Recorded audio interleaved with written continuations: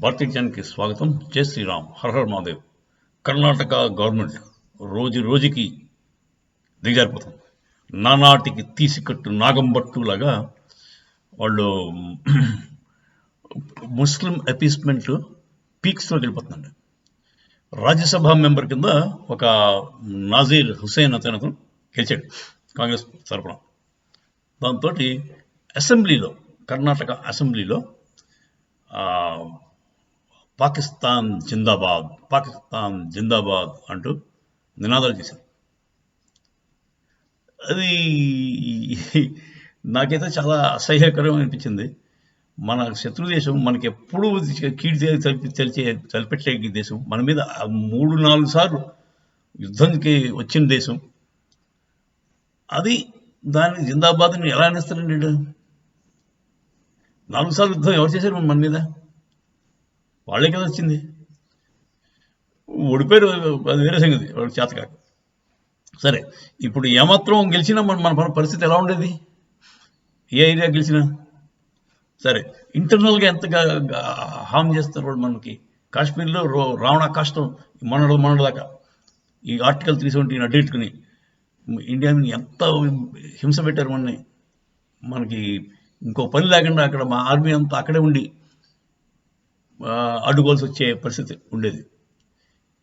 ఇలాంటి వాళ్ళని సరే, అది అయిపోయిన తర్వాత బీజేపీ ఎమ్మెల్యేలు ప్రొటెస్ట్ చేస్తే బీకే హరిప్రసాద్ వాడు అంటాడు అసెంబ్లీలో, పాకిస్తాన్ మా ఏమీ కాదు, ఇది నేబరింగ్ కంట్రీ, మాకు పక్కనున్న కంట్రీ అంతే తప్ప ఎనిమి మాత్రం కాదు అంటాడు. బీజేపీకి ఎనిమి, కాంగ్రెస్కి మాత్రం ఏమీ కాదు. అంటే కాంగ్రెస్ ఎక్కడో వేరే పార్టీ అండి, అది ఇండియాకి సంబంధం లేదా? కాదు, కాంగ్రెస్ ఇంకా బ్రిటిష్ పార్టీ అనుకుంటుందా? బ్రిటిష్ వాళ్ళ తొత్తులే. క్వైట్ ఆబ్వియస్ అండి. ఇప్పుడు కాంగ్రెస్ వాళ్ళ స్టాండ్ అందరికీ కనబడుతుంది, వాళ్ళ ట్రెచరస్ బిహేవియర్. పాకిస్తాన్ మీకు తెలుసు కదా, చిదంబరం గారు హిందూ టెర్రరిజం ప్రూవ్ చేయడానికి పాకిస్తాన్ హెల్ప్ అడిగి వాళ్ళ దగ్గర నుంచి 26/11 అటాక్ చేయించాడు 2008లో.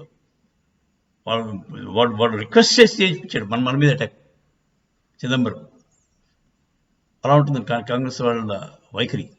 తర్వాత మణిశంకర్ అయ్యర్ 2019లో కాంగ్రెస్ అదే మన పాకిస్తాన్ వెళ్ళి వాళ్ళని రిక్వెస్ట్ చేశాడు, ఎలాగోలాగా మీరు మాకు సహాయం చేసి ఈ మోదీ గవర్నమెంట్ దింపి మమ్మల్ని గెలిపించాల్సింది. అంటే ఏంటి ఉద్దేశం? పాకిస్తాన్ వాళ్ళ సోల్జర్స్ వచ్చేసి మన ఇండియాని అటాక్ చేసేసి వీడికి ఆలోచన కట్టపడతారా? కాంగ్రెస్కి అంతలా దిగజారిపోయారు. అంటే పవర్ కోసం పక్కవాడు మన ఎనిమి అయినా సరే వాడితో కలిసిపోతారా?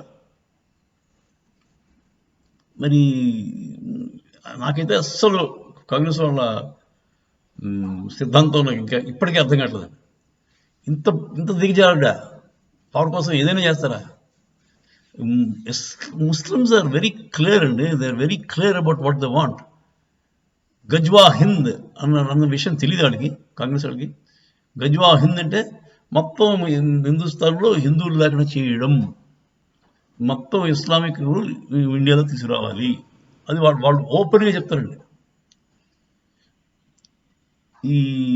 మరి అంత క్లియర్గా వాడున్నప్పుడు మన శత్రువు, వాడు నిన్ను నరికేస్తాను, అవకాశం దొరికితే చంపుతాను, నాకు సత్తా 30% దాటి వస్తే చూసుకోండి మీ సంగతి ఏమని చెప్తాను అని వాడు ఓపెన్గా థ్రెటన్ చేస్తూ ఉంటే, ఎందుకంటే ముషరఫ్ ఒక ఇంటర్వ్యూలో అన్నాడు, మేము కాదు, Pakistan is not the main threat for India, ఇండియాలో ఉన్న ముస్లింలే వాళ్ళకి థ్రెట్. అది కరెక్ట్గా చెప్పాడు. వాళ్ళు ఎప్పటికైనా థ్రెట్, కానీ వాళ్ళతో పాటు ఇలాంటి జయచంద్రులు ఉన్నారు కదా, బీకే హరిప్రసాద్ లాంటి వాడు,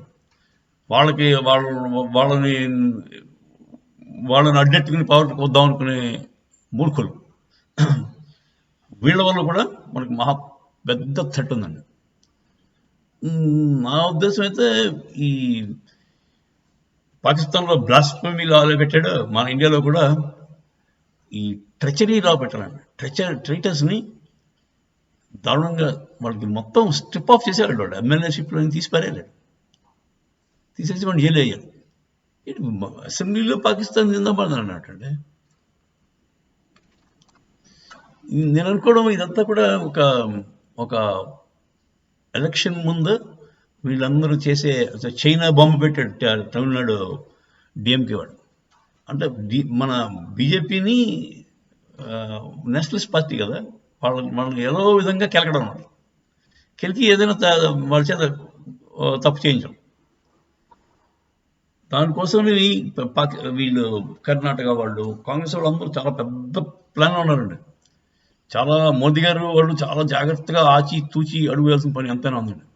ఈ ఎలక్షన్ వచ్చే ముందు ఏదో ఒక విధ్వంసం చేయడానికి ట్రై చేస్తారు. మొత్తం దేశాన్ని అంతా కూడా మొక్కలు చేసేనా సరే పర్లేదు, వాళ్ళు బీజేపీని రానికూడదు. దేశం ఏమైపోయినా పర్లేదు, దానికోసం అల్లర్లు సృష్టించడానికి ఏదైనా చేస్తారంట. సో మనం అందరూ చాలా అప్రమత్తంగా ఉండాలి. ఏమైనా జరగచ్చండి ఈ 2-3 నెలల్లో. ఎలక్షన్ డిక్లేర్ చేయగానే అన్ని రకాల కాంట్రవర్సీస్ చేయడానికి ట్రై చేస్తారు. సో నాకైతే చాలా భయం వేస్తుందండి. వెళ్ళాడు రాహుల్ గాంధీ గారు యూకే వెళ్ళాడు. వాడు వెళ్ళినప్పుడల్లా ఏదో ఇక్కడ రచ్చ అయిపోతాడు. అక్కడికి వెళ్ళి అడ్వైజర్ తీసుకుని వస్తాడు. వచ్చి ఎలా విధ్వంసం చేయాలో దానికి ప్లాన్ గీసుకొస్తాడు. తీసుకొచ్చి ఇక్కడ డబ్బులు పంచిపెట్టి చేస్తారు. ఇదంతా అదేది మీకు వీళ్ళంతా ఒక గేమ్ ప్లాన్ అండి, వేసుకుని దిగుతారు. అంటే ప్రజల్ని రెచ్చగొట్టడం ఎలా, రెచ్చగొట్టి మేబీ అల్లర్లు సృష్టించడం ఎలా అని వాళ్ళ సాయశక్తిలో ట్రై చేస్తారండి. కాకపోతే మన హిందువులు ఎంత సహనశీలు అంటే ఏమన్నా ఊరుకుంటారు. ఈ అక్కడ అసెంబ్లీలో పాకిస్తాన్ అన్నారు కదా అని బయటకు వెళ్ళి ఇద్దరు ముస్లింలను చంపడం అలాంటి ఎప్పుడూ చేయరు. అది మనలో లేదు, మన బ్లడ్లో లేదు. మన సహనం విపరీతం. భూదేవికున్న సహనం హిందువులకు ఉంటుంది. సో అంచేత అదొకటే మనం రక్షిస్తుంది. ఆ మూర్ఖత్వం మతమౌఢ్యం ఉన్న వాళ్ళు ఎలాగా వాళ్ళ గోతులో వాళ్ళే పడిపోతారు. ఇప్పుడు చూడండి, పాకిస్తాన్ ఏమవుతుంది, ఆఫ్ఘనిస్తాన్ ఏమైంది, మన నుంచి విడిన మొక్కలే కదా. బంగ్లాదేశ్ ఏమవుతుంది, బంగ్లాదేశ్ కొద్ది బెటర్. ఎందుకంటే వాళ్ళు ఆ పరిపాలన, ఆవిడ షేక్ హసీనా కొంచెం సెన్సిబుల్ లేడీ. ఆవిడ ఇండియాలోనే చాలా ఉండి ఇక్కడే ఆశ్రయం పొంది వెళ్ళింది పాపం. సో ఆవిడకి తెలుసు మన మంచితనం, ఇండియన్స్ తాలూకు మంచితనం. దాంతో ఆవిడ మన మీద as a state ruler she is not hating India. లేకపోతే వాళ్ళ నరాన హిందూ హేటెడ్ ఉంటుందండి. Hindu hated basically, India hated అన్నారు. వాళ్ళు స్కూల్లో చెప్పేదంతా కూడా యాంటీ హిందూయే. హిందూ కనపడితే నరికే, నీకేం కాదు, నువ్వు దేవుడు నిన్ను హర్షిస్తాడు అన్న విషయాలు అలా ఉంటాయండి వాళ్ళ బ్రెయిన్ వాషింగ్. అలాంటప్పుడు వాళ్ళు మంచి మనకి ఎలా చేస్తారని అనుకుంటున్నారు వీళ్ళు. వాళ్ళ వల్ల ఎటువంటి ఉపయోగం మనకు ఉండదండి. మన దేశానికి ఉండదు, మన హిందువులకి అస్సలు ఉండదు. అంచేత ఎప్పటికైనా వాళ్ళతో చాలా జాగ్రత్తగా ఉండవలసిన అవసరం ఉంది. ఎంచేతంటే వాళ్ళ తప్పు కాదు, వాళ్ళ బుర్రలో బ్రెయిన్ వాషింగ్ అలా అయిపోయింది. ఆ ముల్లాలు మౌల్వీలు చేసిన ఘాతకం అది. ఫస్ట్ దాన్ని ఇప్పటి నుంచి స్టార్ట్ చేసి ఈ మద్రసాలని వాటిని క్లోజ్గా మానిటర్ చేసి ముల్లాలని మౌల్వీలని ఎవడైనా తేడాగా మాట్లాడుతుంటే వాళ్ళని అదుపులో తీసుకుని నెక్స్ట్ జనరేషన్ అయినా కొంచెం సేన్గా సెన్సిబుల్గా ఆలోచించేలా చూసుకోవాలి. లేదంటే మనకి 2045 కల్లా మన హిందువులు మూటామూలి సతుకుని బయటకెళ్ళిపోవడం, లేదంటే కన్వర్ట్ అయిపోవడం చేయాలి. సో ఇప్పుడే ఇలా ఉందంటే, మోదీ గారి గవర్నమెంట్లోనే ఇలా ఉంటే ముందు ఎలా ఉంటుంది? కాంగ్రెస్ వాడు మళ్ళీ గెలిస్తే మన పని ఏంటి? మొత్తం 3 ముక్కలు అయితే కొట్టేస్తాడండి. సౌత్ ఇండియన్ డివైడ్ చేద్దాం చూస్తున్నాడు. సౌత్ ఇండియన్ ఏమో ఓ ముక్క, అటుపక్క నార్త్ ఈస్ట్ అంతా ఓ ముక్క,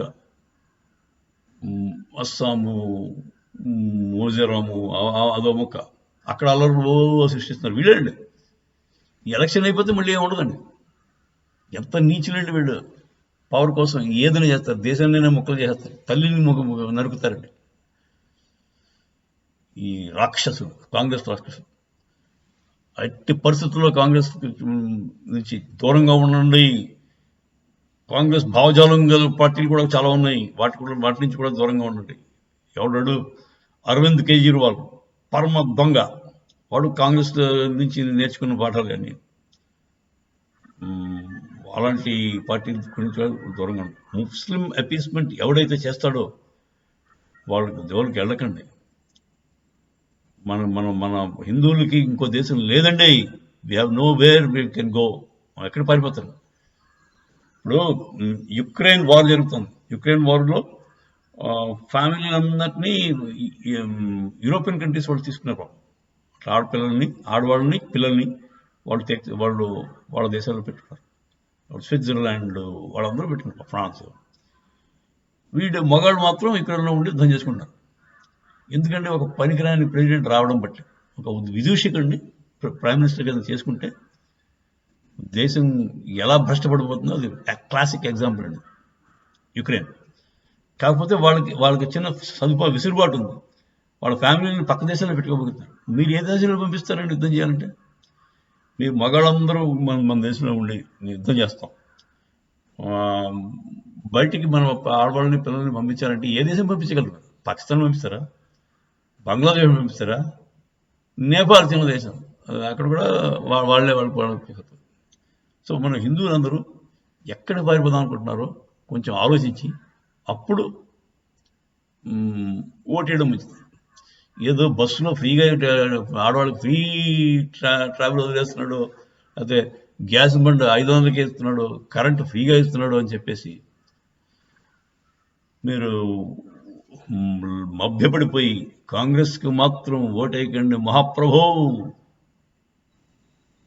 జై శ్రీరామ్. హర హర మహాదేవ్.